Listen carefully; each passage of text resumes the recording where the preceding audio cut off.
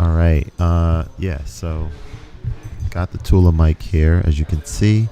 I was doing some testing with this yesterday, or not with this, with the regular built-in microphone on my MacBook, and I figured doing this live stream setup with my Z with this mic could be cool and interesting. So I'm going to, instead of like typing in chats in the chat box here, I'm going to respond with the microphone. Sometimes hold my mic up to my mouth. Sometimes I'll have it like on the desk or table, and just kind of, because it has this little, stand thing on it. And so, yeah, I want to see like, and I have like volume control here or like gain control. So I want to kind of dial it in to see how I could, I guess, minimize background noise. And I think it has, if I'm not mistaken, as a matter of fact, it has a noise cancellation, which I don't remember if it works. Yeah, it was actually. Yeah, but I don't. I think I have to double check how noise cancellation works, but that actually might be something that could work really well with what I'm trying to do here. I have to double. I might double check that in just a moment. Yo, Jimmy, Stefano, and Colonel, thanks for joining, y'all. How's everyone doing today? How's the audio coming in without noise cancellation? I think I'm gonna actually check this right now. Let me see. Tula mic manual. Respect. Yeah, I was literally talking to myself, man. No one else was here. Who else could I talk to, All right, so let's scroll down. Let me just double check how this works, because it's been a while. So, okay. So mic, okay, so let's see. Audio is clear. I appreciate that. So let's see. Long press enables noise reduction. Don't speak or make sound during long press to ensure that, okay, a short press turns noise reduction on off. So, okay, so you said the audio is clear. I didn't do anything with noise reduction yet, but I'm going to try it right now. I think if I stop talking and press and hold, I think it's going to listen to what's the background noise is, and then it's going to enable it. So let's try that.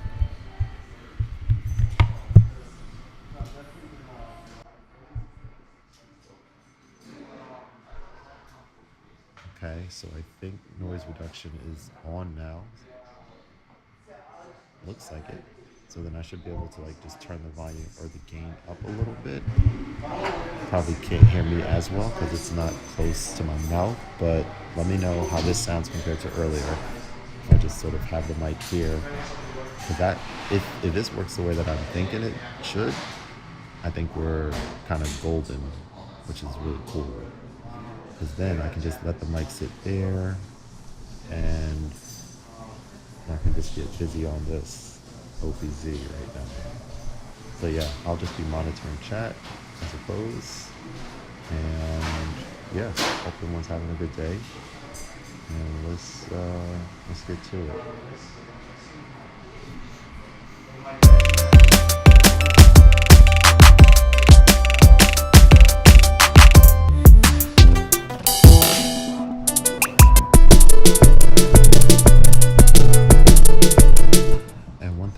Do really quick is I think I want to pin a comment for my Patreon and do something like, or actually I don't really need Patreon. I'll do something like stop being funny, my latest album out now, boom, and then I guess I can add to broadcast, and then I guess I could put this up here. Boom, now everyone can see it. Cool. Alright, let's get back to it. I don't, Colonel, did you send the message with that? I don't know what you mean. I just see what. Did you say something? Maybe you have like a emoji there and it doesn't show it on here. Let's actually take a look and see. 1 second. Got me curious. I think I've seen that happen that way in the past.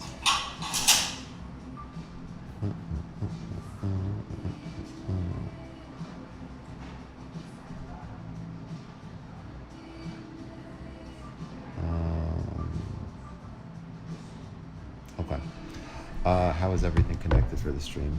Okay, so I have this microphone, which I guess I could maybe bring that into frame, perhaps. Yeah, there you go. Kind of like that. Yeah, that's pretty good. But yeah, so the Tula mic is connected via USB-C. I have the noise cancellation. Just tried to dial it in just now, so I was curious to know how that's sort of sounding. Hopefully, it's sounding good. And then I have my OPZ connected via USB-C as well.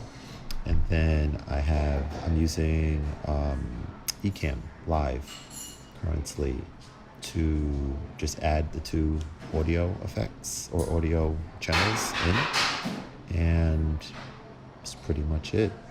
I'm live streaming on both YouTube and Twitch because I'm trying to, my buddy mentioned something that I would love to kind of figure out, which is he figured out a way to live stream vertically on YouTube and horizontally on Twitch simultaneously using OBS.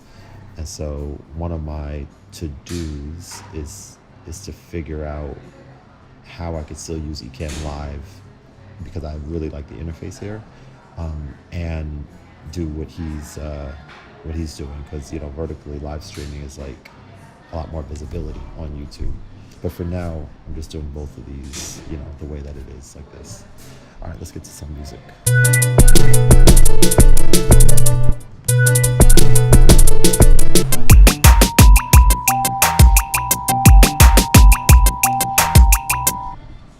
Yeah, you're not kidding. Yeah.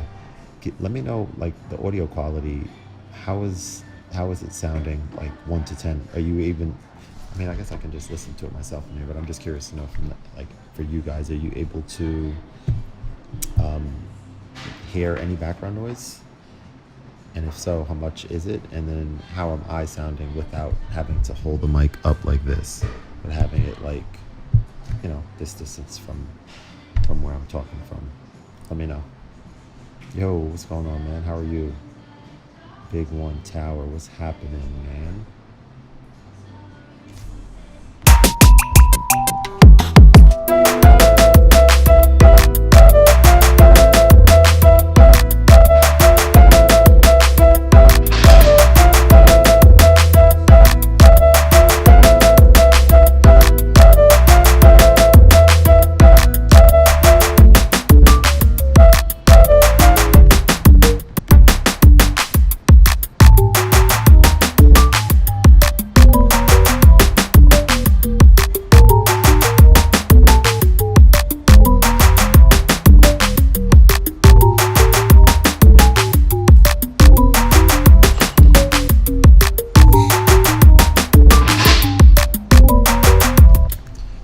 Realized too, I guess what I can do on here, I'm just trying to remember where the mute, but oh yeah, mute's right here.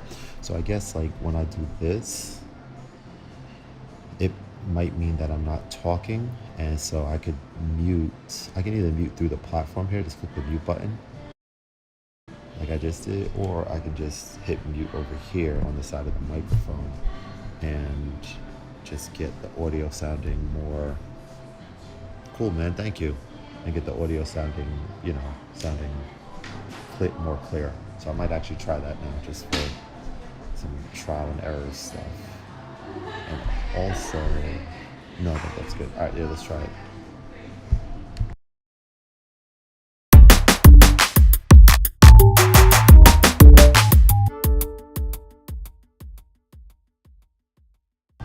You know what I might want to do right now too with this OPZ is I might want to kind of go, this is my original, my main one.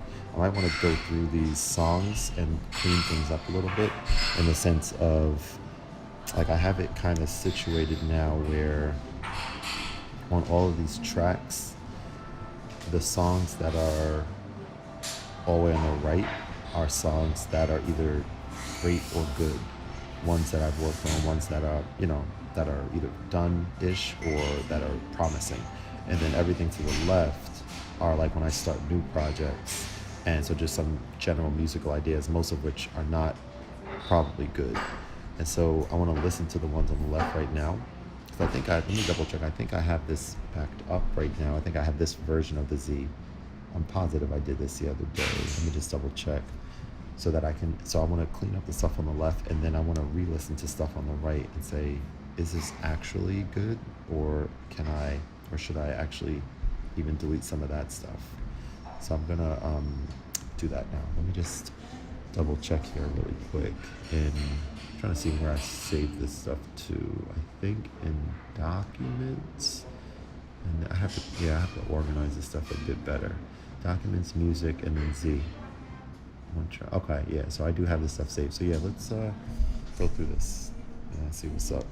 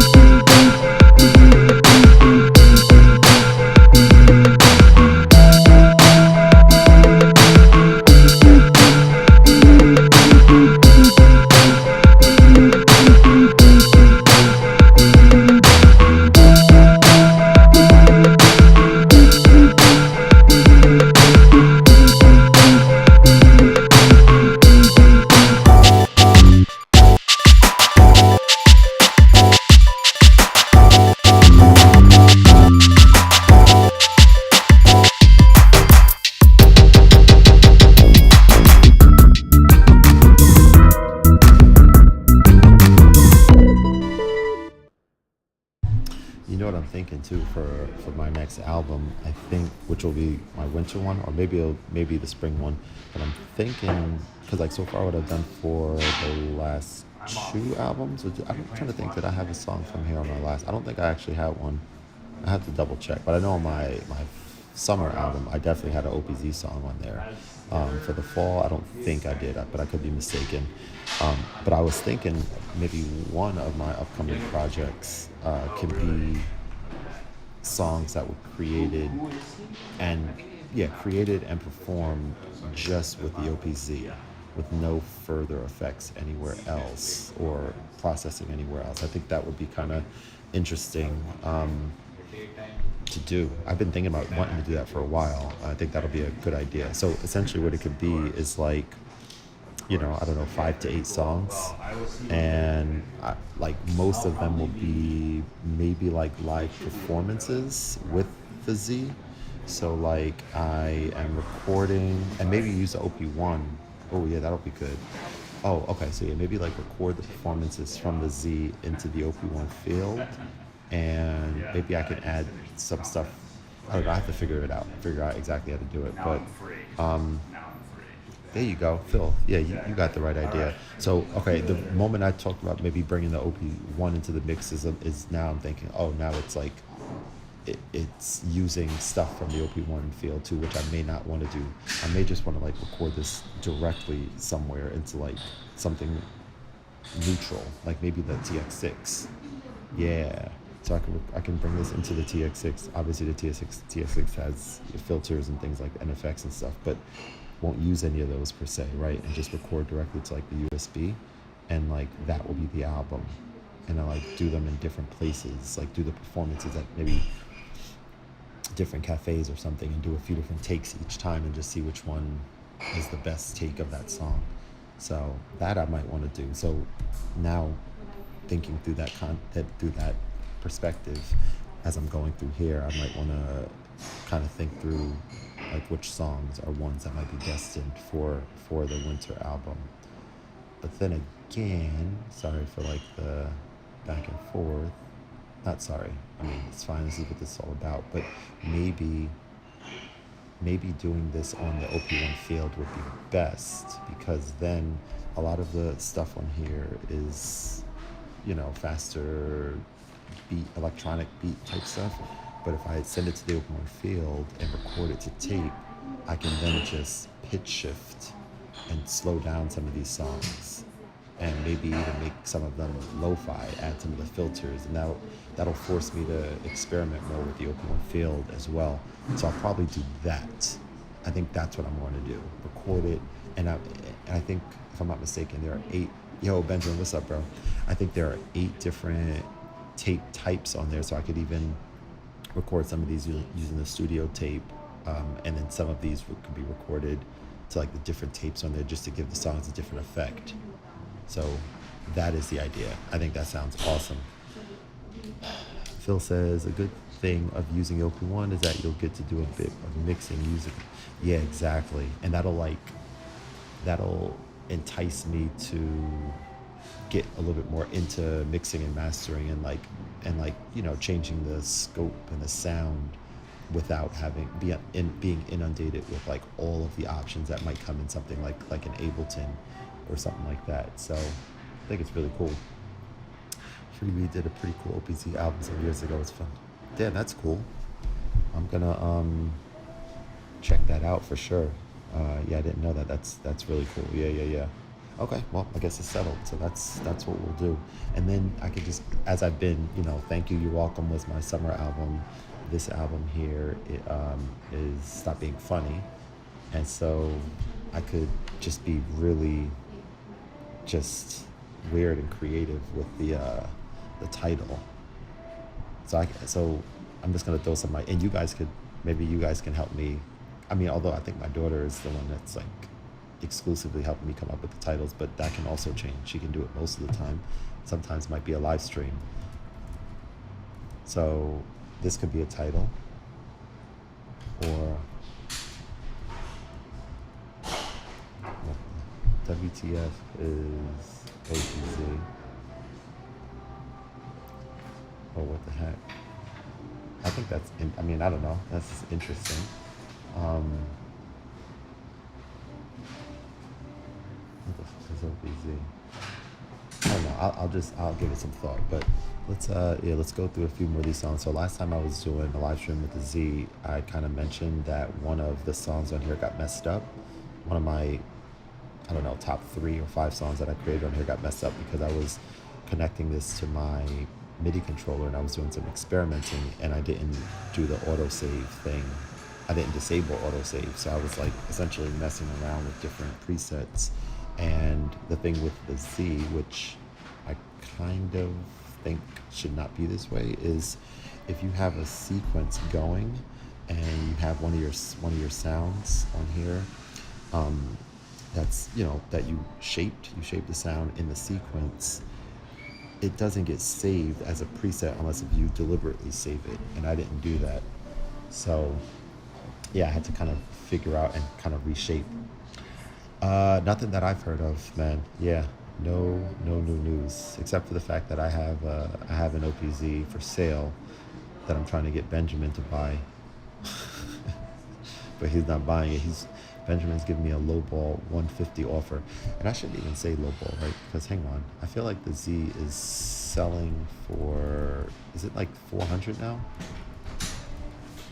on TE's website?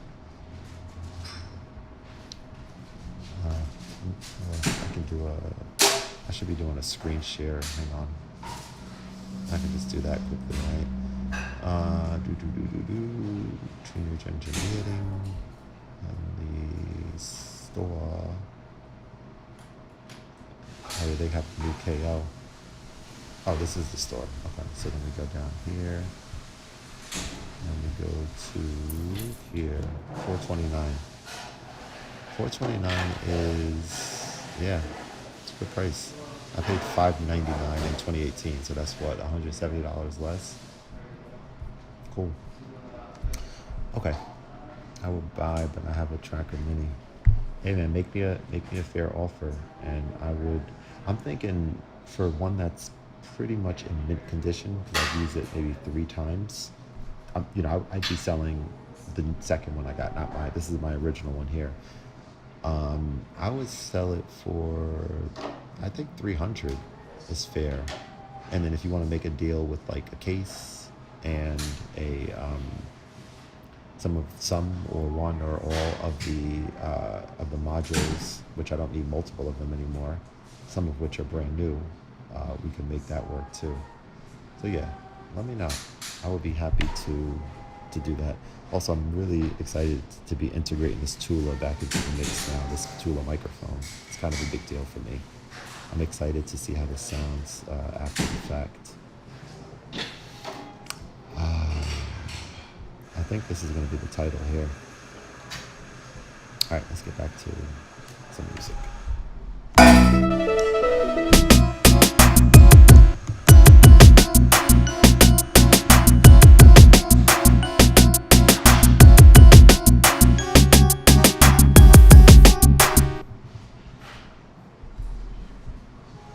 So Phil says, why did you get a second one in the first place? Is it useful to plug to? Excuse me. Good question. I thought that this first Z was going to be like my sort of untouched one. So how do I say that? Like it would be filled with all amazing songs, like every track, every pattern, or every project and every pattern would just be all of like my best stuff. And I wanted to start experimenting with like other samples and other sampling and like kind of being more open with it. And you really can't mess with the sample placements and stuff with the Z because it can affect your projects. That's one thing that you have to be super careful about. And so my thought was, okay, let me have this second OPZ to be like, let me like wipe it clean, all the factory projects and factory, presets and samples and stuff. And let me like bring in some of Decap's drums in there, and let me basically experiment more with the things that I didn't experiment that much with, even like the effects and stuff. Like I feel like with the Z, if you change an effect on a project, it affects the whole entire project, I believe. And so my thought was I wanted to have a second device to experiment more with, but it turns out that no, I don't want that, and I don't necessarily need that. It's been this, today's, and Benjamin, thanks for checking out my video, or at least commenting on my video. I can assume that everyone who watches it, but I know you support the channel and stuff, which I'm super appreciative of. But yeah, today's video that I dropped was about just being more, like doing more with less. And so I've been in the process of, selling stuff, getting rid of stuff that essentially I am having to, I see regularly in the studio, and I'm having to like convince myself to find time to use it. That's not what music making is about, to me. Maybe there's like one product at a time that I have on hand that I'm learning. And right now, maybe that product or that thing is Ableton. And a lot of the other gear that I have in my studio that essentially, if it doesn't immediately spark inspiration, I don't want multiple things that I need to learn. That kind of just, that's not good for me right now. And obviously I don't need to relearn a Z, but that goes for duplicates of products as well. Of which I think the Z is the only product that I have more than one of currently. Also, shout out to that Teenage Engineering t-shirt. Yeah, Phil, no problem, man. All right, so this is cool. So now I'm kind of going through this. I feel like even with the next project, I could do, if I want to take it real serious, I could do like, when I'm doing these performances, I could record myself. I don't want to overdo it, but I could record myself, set up my camera somewhere in the cafe, and like record me making the song. And those could be like the music videos for, like, that'll be on YouTube for each of the songs. Again, like 5 to 8 songs. And again, just getting super creative and weird with the titles and stuff. Yeah, that's cool. I'm excited. So that's what we're gonna do, and that's coming out the first day of winter. which I believe is somewhere around December 20th or 22nd, if I remember looking that up properly. Benjamin said, yeah, it's a cool device, but because I'm not in love with it, I guess it's hard. Yeah, no, I totally get you, man. Yeah, I was, half joking. I'm not, that's the other thing. I'm not in a rush to do anything with the products. It's just like, you know, it's not like having it is causing a distraction because I know these things are destined to be sold. I'm kind of just like putting them away, and just so they're out of sight and avoiding any confusion, or not confusion, but avoiding any distractions and stuff like that. So yeah, it's cool. It's cool. Right. And also, let me share this with you guys too. So things are really, really going well from my. I have this new program called Virtual Office Hours. Okay, and it is for math only currently, and we meet on Mondays from 4 to 5 p.m. Eastern, and we meet on Thursdays from 7 to 8 p.m. Eastern. And people pay $100 a month for full access to it. I was joking. Cool. You might be behind a little bit, I think, right? I'm assuming. Like delayed or something. But yeah, they pay, it's open for grades 5 through 12, and it's 1/6 of the price that normally people would be paying for one-on-one lessons, and they're able to just join in and they're able to ask questions. And I don't even think it's a matter of if what I'm about to say right now. It's a matter of just when I'm going to do it. But I think and so basically, it's just starting that program, I don't know, a week or two ago, I have like 6 people that signed up already, 6 or 7. And that's a big deal for me because I'm like, all right, people can't afford $100 a month. Maybe they can't afford 600, but they can afford 100 for 2 lessons per week, or 2, touch points per week with me for math, being able to answer questions. It's like an amazing value, one that I would sign my kids up for. Would I sign them up for one-on-one lessons for 600? Maybe not. Maybe not. Depends where I am in life. But I say all that to say, like, how does that apply to this? I think, and it's kind of interesting. So, like, kind of what I'm doing right now is a version of what I want to do with this for music content lifestyle. I have to figure out the branding for it, but the way that I think it could work super well is if I have a very similar plan available for people who want to be able to join a Zoom session. Like maybe you guys are like, hey, yeah, that's cool. I can afford 100 a month. And it's maybe 2 times a week. Maybe it's, I don't know, one time. Let's say right now I'm doing Monday. Maybe it's the same days. Maybe it's Mondays and Thursdays as well, but like Monday morning and Thursday midday or something like that, for example. Let's just say, I'll probably figure out timings that work for, East and West Coast, maybe even one that works for like overseas and stuff. And so say if I do the same days, Mondays and Thursdays, and I have an hour-long session each time, and like it's, you guys have access to the Zoom. You don't have to join every week, of course, but you have the ability to if you wanted to. And then it could be questions. You ask, maybe there's 8 people in the session, and I'm just hanging out, a little chat conversation with you guys, and then it's like you ask me questions and I answer them. So maybe the questions are like, I don't know, I'm thinking about getting this product. What do you think about this? Or maybe the question is, I'm struggling learning piano. I'm just getting started. What do you think? What are your suggestions or your thoughts on that? So it could be any, or maybe I'm thinking about starting a YouTube channel, but also I'm thinking about doing content on Instagram. So it could be like anything in like the music / content space. Like, I would kind of want it to be positioned where it's kind of open-ended, but not too open-ended. So it's like music, content, lifestyle. Maybe it's like, hey, I'm struggling. I just became a parent and I'm struggling balancing that or prioritizing. How do I, any suggestions? How are you? Like that's going to be the direction. And as I'm talking about it now, I'm kind of like I waited a long while to do this with the tutoring business because I was kind of waiting for like the first person to join before I like committed my time. But that's probably not the right approach. I mean, there's nothing wrong with that.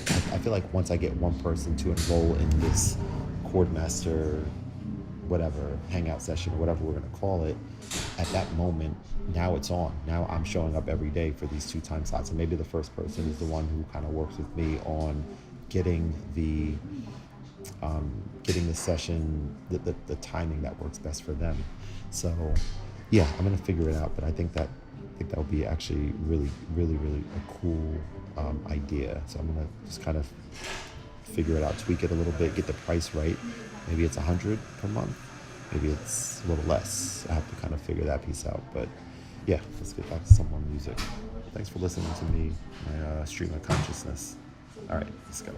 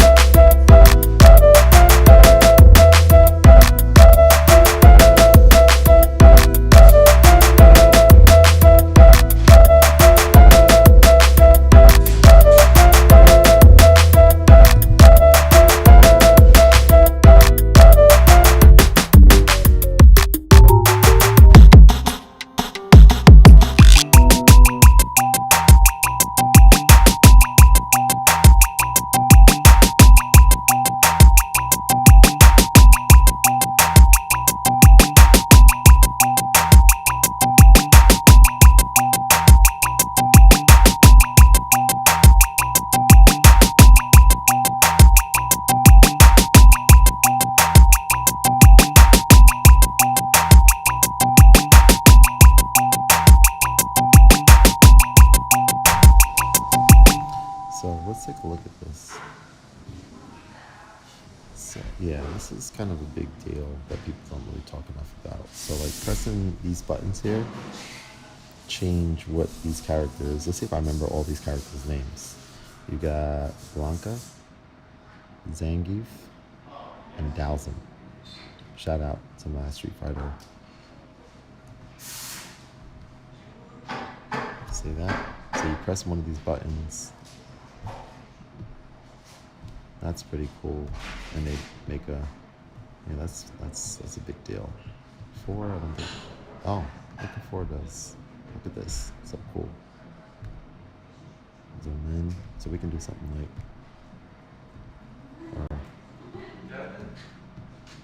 yeah, it's really cool.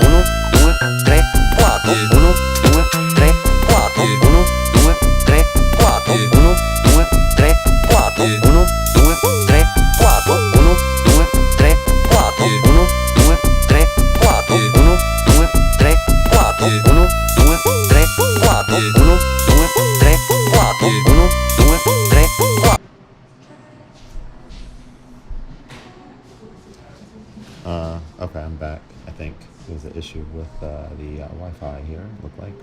Maybe I got timed out because I was here for so long. Just set up shop.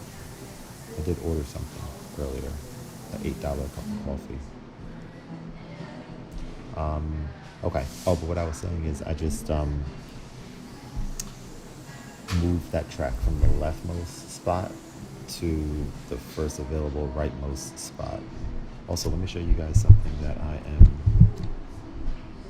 I'm gonna get or thinking about getting. And actually, I kind of forgot to keep checking this. So, I've determined that I need. I'm gonna pull up 3. Need is a strong word. Let's get the screen share going. An 88 key MIDI controller for my home studio. And the 3 different options that I'm looking at are the one you see before you. And let's see what else. The Kawai piano. This one. And then the Roland A88 Mark II in this one. So let's talk through the thought process here. What I would be using this for is connecting to my iPad sometimes, connecting to my, what else? MacBook Pro sometimes, maybe connecting to my Mac Studio at home, possibly connecting to my OP1 Field at times. One more thing I think that I'm missing. OP1 Field, what else would I be connecting this to? Oh, and my Roland Phantom 61 key, which I currently have at home, which may or may not get sold at some point. And so let's talk through the main differences. So one thing about this that I like as I click this is I think this in the middle, I think that's a wheel, and I think this would work extremely well with my access to Yamaha's Montage expanded soft synth. I think if I program this to control the sounds on there, that would be really, really beneficial to use as both a piano. So like this would be ideal for if I did sell the Phantom, then I can use this for piano playing coupled with access to the Yamaha Montage, right, via my MacBook Pro or my desktop, my Mac Studio that's already there, and I can just connect these. You prefer Roland for key fill. Interesting. So I'll talk about that in a second. And thanks for joining, man. How you doing today? So I'm gonna add this to broadcast. Cool. There we go. And so, yeah, it's cool that you have some capability. So the keypad on this, I expect the keypad on this to be much better than this, because I believe this keypad on this Roland, even though the Roland has USB-C on it, which would be very beneficial, and you have more options for some buttons and such. Like if I did want to use this with, say, Ableton or something, or even Core Gadget, that's another thing that I would probably use this with. But you have, I don't like the key action on this, because I believe this is identical to the Roland FA, I think, if I'm not mistaken, FA08, and I didn't enjoy that too much. I think this is the same one, PHA. Let's see, double check. I think it's like PHA or PH4, if I'm not mistaken. Let's see if I can find that out. I like the USB-C on here. I like MIDI 2 on here. I like the fact that it has some extra buttons and knobs on the left. Those are all good things. I don't think it shows it over here, but I'm pretty sure. It's not that I hated the key fill. I just didn't like it compared to some others that I was using at that time. Price point is what, $12.66, and USB and MIDI 2.0, which is kind of big, and USB-C, which is pretty big as well. Okay, so that's what that's looking like. This one, so why would I get this over that? Well, this one is a little bit cheaper, but that's not a big deal. I believe the key action on this is going to be a lot better. So that's why you may consider this. This also has a screen. This does not, but I don't think the screen really matters that much. I don't really care about that. Now this is no buttons, no nothing. This is just going to be the best key action. A lot more expensive. 10 year. I think this and this are both about 10 years old. 10 years old, yeah. But this has this really nice shelf here to be able to put some things on top. Now the Studio Logic also will have access. It has a magnetic shelf stuff that you could, and it has some more space here, which is good. This has also some space here for like OPZ or OP1. This could be OPZ, OP1, maybe iPad. This is probably too thin. Ultimately, I gotta figure out, I gotta kind of spend a little time to figure it out. And in terms of versatility, that was the other thing. So this is not versatile. This is a pretty expensive pro-con list. This is not versatile. This is going to stay in the studio pretty much no matter what. I feel like this would... let's see the weight of this again. I think it's like 40 pounds, so I wouldn't be bringing this anywhere either, realistically. 53. Whereas the Roland A88, let's check the weight. If this is like 20 or under, which it might be. Oh no, hang on. Shipping weight is 48.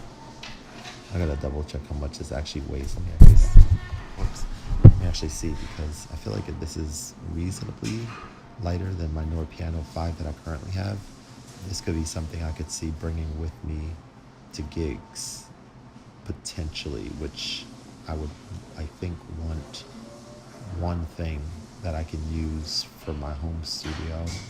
I'm all over the place. But I mean, that was actually very helpful just to kind of talk it out a little bit and kind of see what's up. In any case, I think it's pretty much time for me to go now. So let's go back here and say thank you very much for joining. And I look forward to seeing you guys on the next one.